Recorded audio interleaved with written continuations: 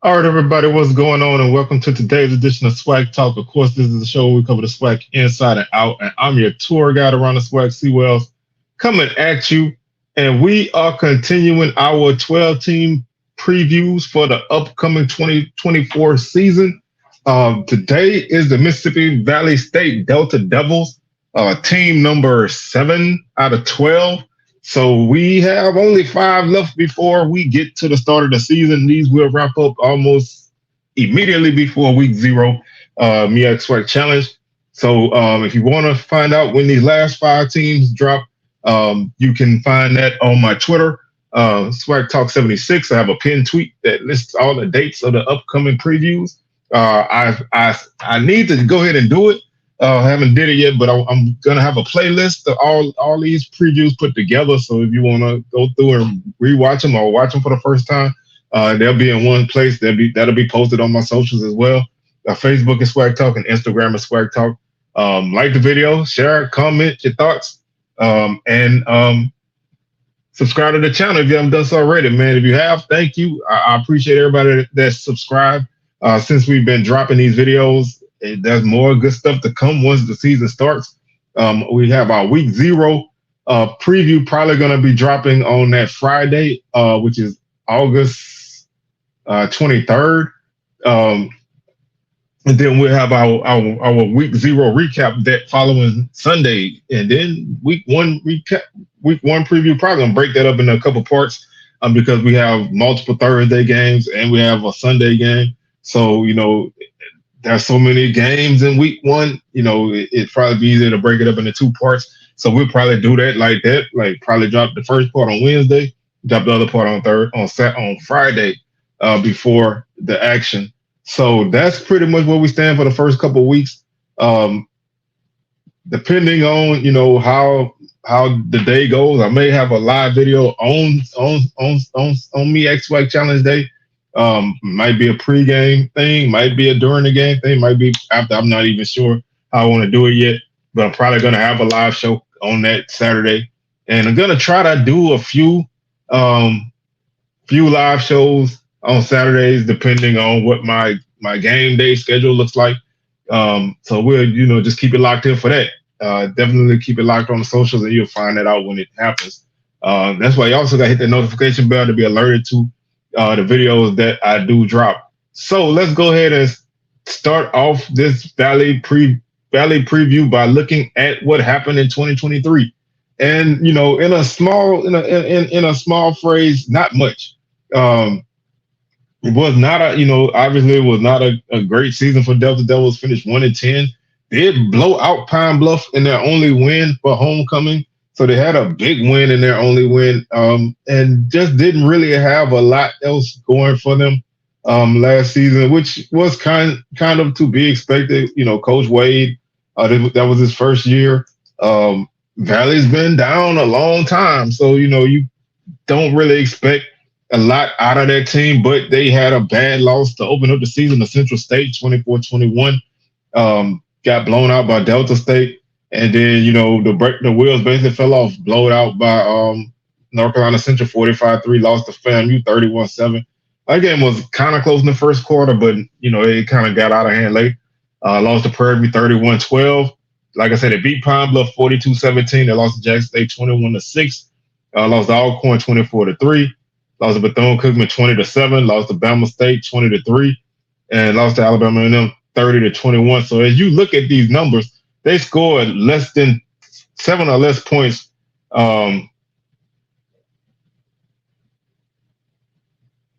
6 times. So more than half of their games, they scored less than 7 points.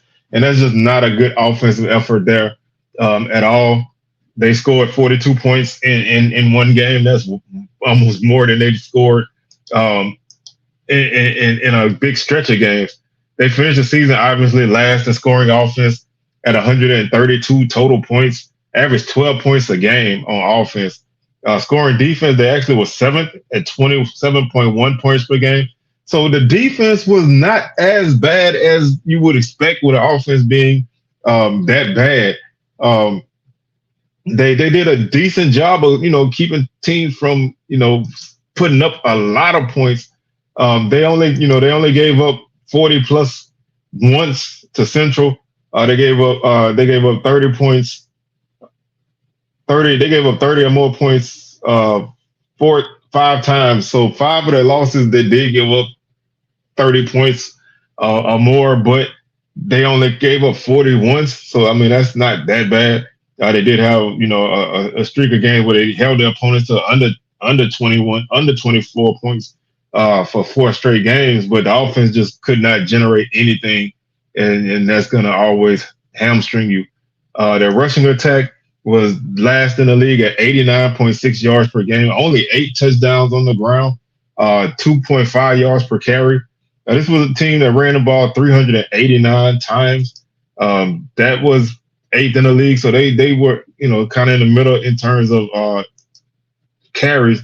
Didn't run for 1,000 yards as a team, 996, so 986, excuse me. So just a bad season on the ground. Rushing defense, they were ninth at 171 yards per game, gave up 16 touchdowns, 5.2 yards per carry.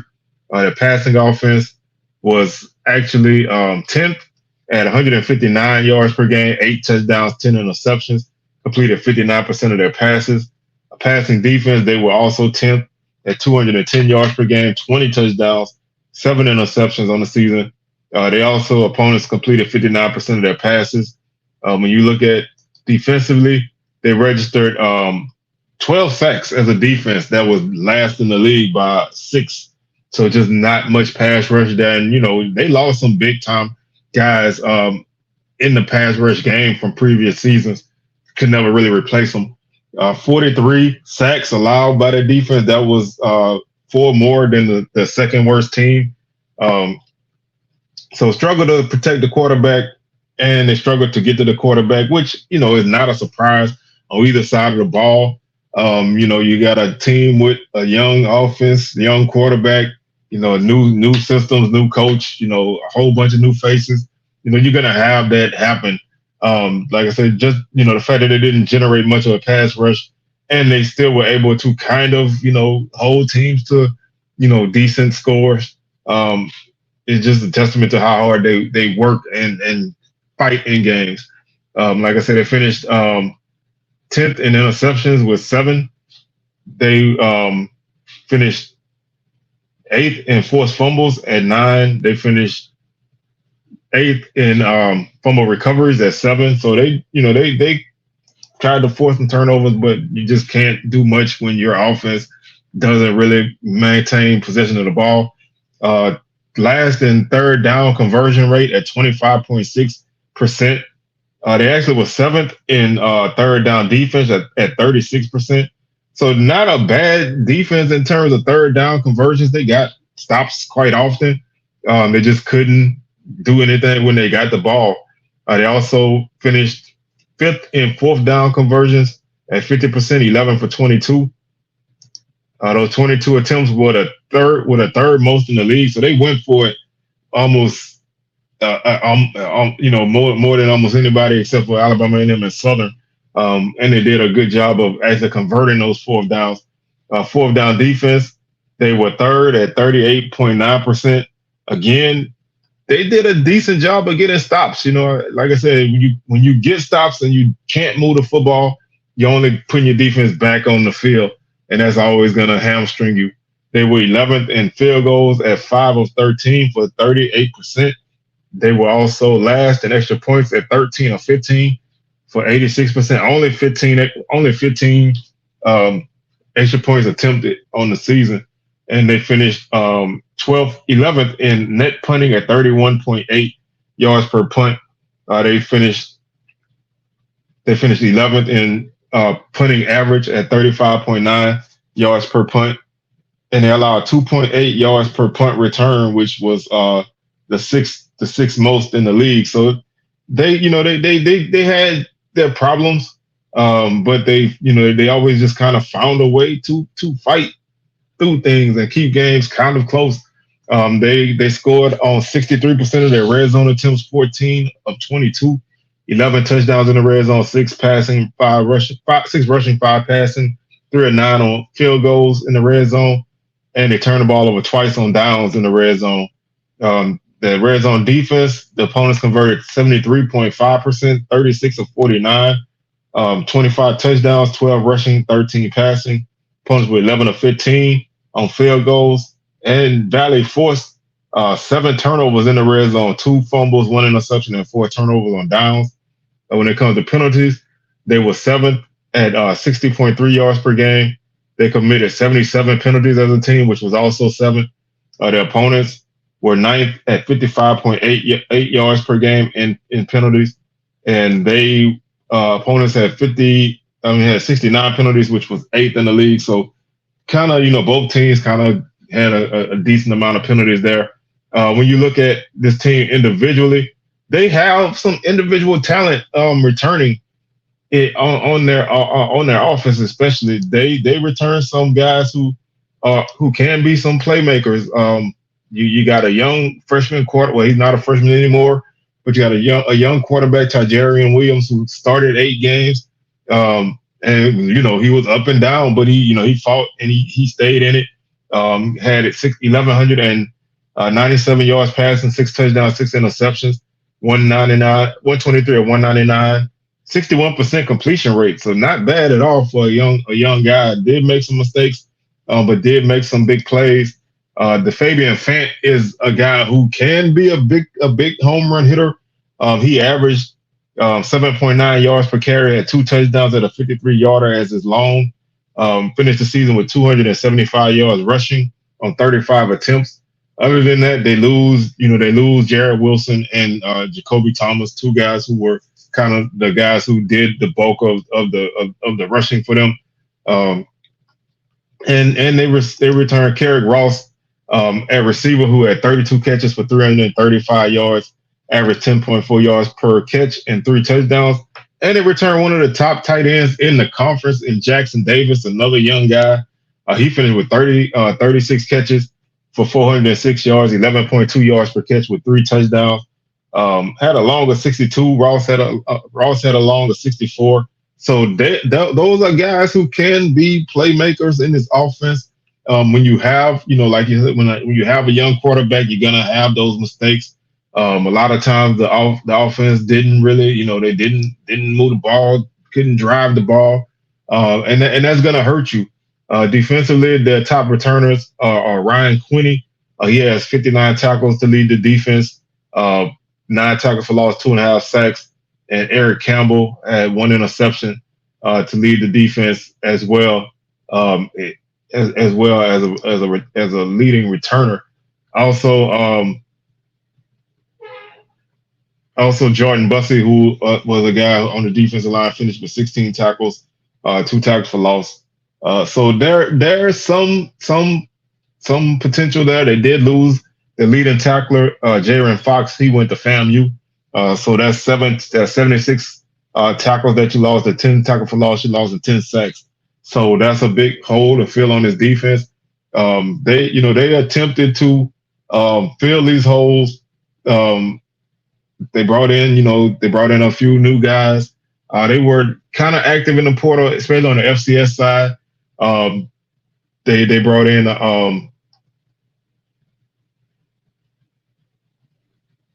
they brought in 9 guys on the FCS side, including just to go through some of those guys: Calvin Lester III, offensive lineman from Pine Bluff; Camo Nelson, wide receiver from Illinois State; Bruce Mitchell, Batman, defensive back from Jackson State; JT Tillis, defensive lineman from Lamar; Misan Sisk, offensive lineman from Murray State; Ruben Lee, the second quarterback from Norfolk State; Harrison Kennedy, defensive lineman from Presbyterian; Donovan Parham, linebacker from Robert Morris; and Kayvon Robbins from Southeast Missouri. He's a running back. So as you can see, they did focus on both sides of the ball on the line of scrimmage. Brought in a wide receiver, defensive back, quarterback, running back from the FCS side of the portal. And also from the FBS side of the portal, they brought in a couple guys, both defensive backs, Kobe Bird from Louisiana Tech and Malik Curtis, defensive back from Miami. So they're looking to fill a couple spots there in terms of in terms of the portal. Like I said, they tried to, they tried to get some offensive line help, some defensive line help. That those are things that you need as a team like this that's really struggling to generate anything on either side of the line of scrimmage. So they were, pretty aggressive there, and this is a team that had a lot of new guys last season. So guys, didn't necessarily buy in. Some did, some didn't. You're gonna have that this season. Seems more guys are trying to buy in. They're building it step by step. Like they said, they're not looking at wins and losses. They're just looking at growth. And to me, that's pretty much the way that I look at this team is just, just continue to grow and build. You're not looking for a lot from this team. It's always tough. Kind of looking at the special teams, they returned Alexander Davis, who did the punting and kicking. He averaged 36.6 yards per punt on the season, at 10 punts inside the 20, 450 plus points. He also 450 plus punts. He also 2 of 7 on field goals with a longer 41, 10 of 11 on extra points. Finished with 16 points on the season. Had 16 kickoffs with 1 touchback, averaged 53.8 yards per kick on kickoffs. Carrick Ross is their leading returner in punts and kicks. He averages 19.8 yards per kickoff return and averaged 16 yards per punt return on 3 returns. So he's a guy who can be electric. And, one thing about Valley is they don't necessarily have a lot of talent any given year, but they're always going to have 1 or 2 guys who are explosive. And Fant and Ross are those 2 guys to me this season. I think Williams, if he can take another step and develop, continue to develop. Also, Davis can avoid that sophomore slump and continue to develop. This team is gonna be in the mix. Like I said, they haven't won 6 games since '06. They haven't won 5 games since 2012. They won 4 games in 21. So they haven't had a lot of wins. They haven't started 2-0 since 2005. So there's a lot to be built on and look forward to. My main thing, and this always sounds, it always sounds funny to say it, but you need to just be competitive. You need to stay, you need to fight in games. You need to not make mental mistakes. You need to not give up when the things start to, fall against you.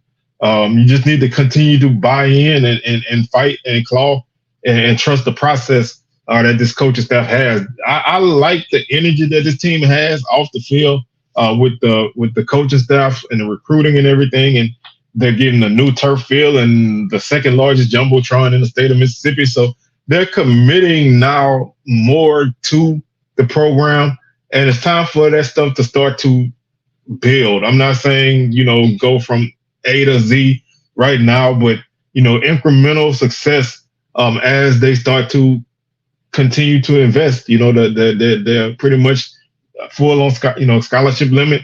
So, the depth can start to develop. And that's always been an issue that Valley had. They can go 11 for 11 with almost anybody, maybe not all 11, but, they can have, especially on defense, a solid defense, but no depth. So if they can continue to build that, I think that's going to go a long way in helping this team. I don't think this season, a lot is to be expected in terms of record, and we're going to talk about the schedule in a second. But, just continue to grow every day, every game, get some, find that playmaker in the running back room besides Fant. Find some more playmakers in the receiving game besides Davis and Ross.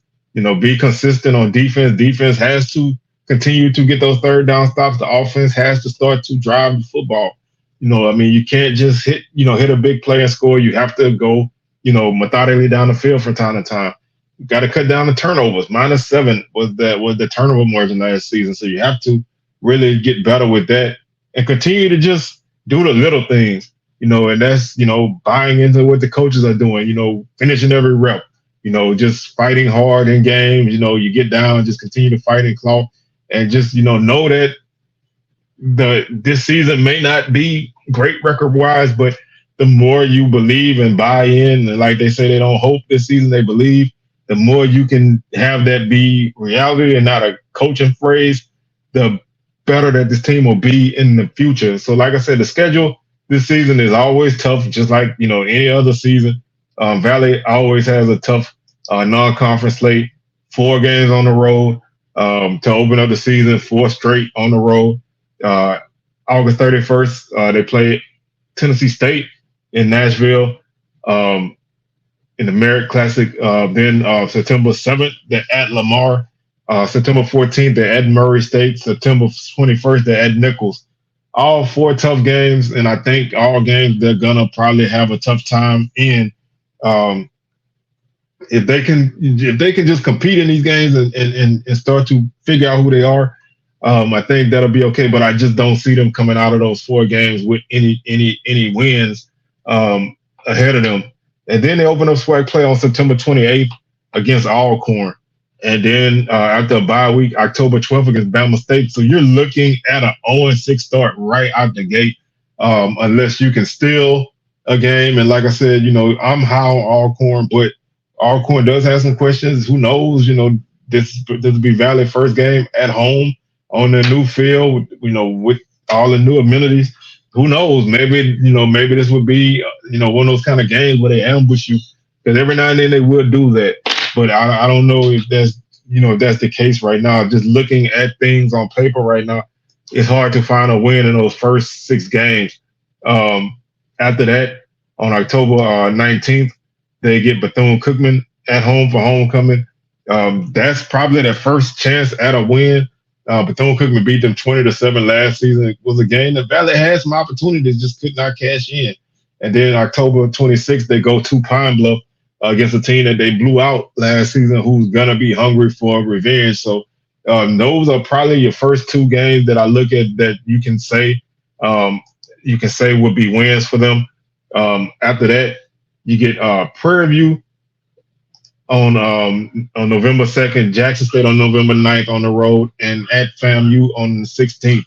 Those are three tough games, and I ran through the schedule so fast I didn't even do my slides.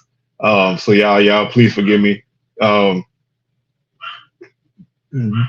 Like I said, you get Prairie View, Jackson, and FAMU all in a row. Those are 3 teams that are going to be battling it out for their respective divisions. 2 of them back to back on the road with no kind of bye week in between. That's tough after playing, a team like Prairie View who could be in the mix. So that's another tough stretch. And then you close out at home against Alabama A&M, which, depending, there's a lot of variables about A&M right now.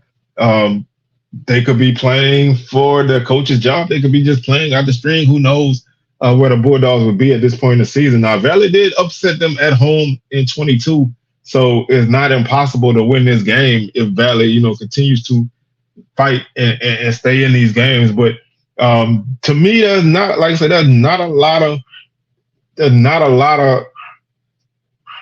of wins to be had. I have them right now at 2-10, 2-6 in conference. Just not a lot there. I do think, if you take the Alabama A&M game, to me that can be, maybe considered one of the few games in conference that, other than Pine Bluff, Bethune-Cookman, could be, one of the 2 games. The only other game that I think that they would be less than a 75% underdog would be the Alabama A&M game. Non-conference, I don't know. Tennessee State should be pretty good this season. Lamar is going to be pretty solid this year. Murray State should be okay. And Nichols is picked to win the Southland. So there's not a lot of on paper wins, even on paper games that I think they would be, a slight underdog in. Same thing with conference play. Alcorn, there should be a decent underdog. Bama State, same. Prairie View, Jackson State, FAMU, all heavy underdogs. So, to put their ceiling at 4-8, that would basically be beating Alabama A&M, beating Bethune-Cookman, beating Pine Bluff, and stealing a game against Alcorn, Bama State, FAMU, Alabama A&M, Jackson State. One of those, Prairie View, Jackson State FAMU. One of those 5 conference games are probably, stealing a non-conference game, which would be a great feather in their cap. But like I said, that ceiling is almost, to me, tough to reach.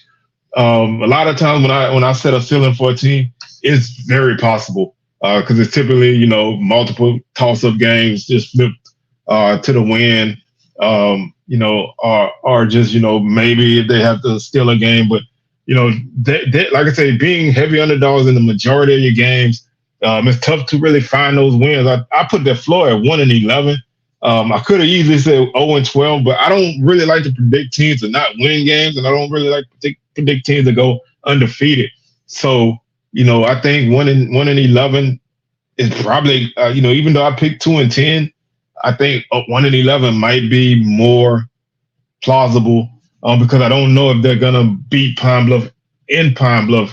Valley hasn't really had a lot of success on the road in recent seasons. So, I think that's one of the aspects that you gotta kind of figure they're not gonna win a lot of games away from home. They didn't win any road games last season. In 22, they went 0-6 on the road. They went 0-6, on the road in 22. In 21. In 21, they went 2-3 on the road. That's probably one of their best marks in quite some time. In 2019, not gonna go back really far, but in 2019 they went 0-5 on the road. So not the thing always about Valley has been that they can catch you at home. They're a different breed at home. On the road, they're not as spicy on the road. So that they'll have to win somewhere away from Itta Bena to kind of get any real success because their home slate doesn't really have a lot of opportunities. Only 4 home games: Alcorn, Alabama A&M, Prairie View, and Bethune-Cookman. So you're probably gonna be an underdog in 3 out of those 4 home games. So you're going to have to win on the road somewhere. You're going to upset somebody on the road somewhere to win more than 2 games. And that's why I don't really think that 4-game mark is attainable. 2 is good. 3 would be great for this upcoming season. And that's basically beating Bethune-Cookman, Pine Bluff, and Alabama A&M. I still go with my 2-10 mark. But I'm more leaning to that 1-11, but I'm gonna stick with 2-10. It's just gonna be a season of continued growth and some lumps, and just have to continue to stay the course. And they have to really, as long as the team is competitive and they don't take huge steps back, and they continue to develop those young guys they have, and then in the offseason hold on to those young guys, because if Jackson Davis has another great season. If Tajarian Williams has a great season, or even a good season, those kind of guys are gonna probably try to be poached out of the portal. So I think that you really have to keep this team intact as best as you can, if you have any kind of success.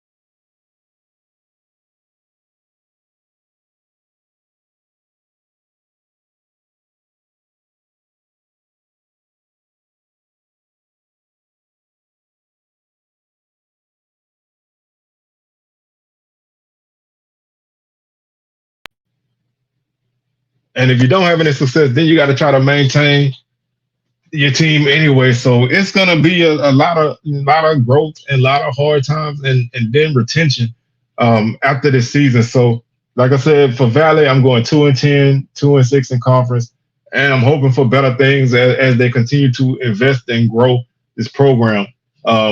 With that being said, man, I'm your tour guide around the SWAC Seawell signing out. SWAC Smoke coming at you tomorrow, 6 p.m. Central, 7 p.m. Eastern, and I will catch y'all on the rebound. Peace.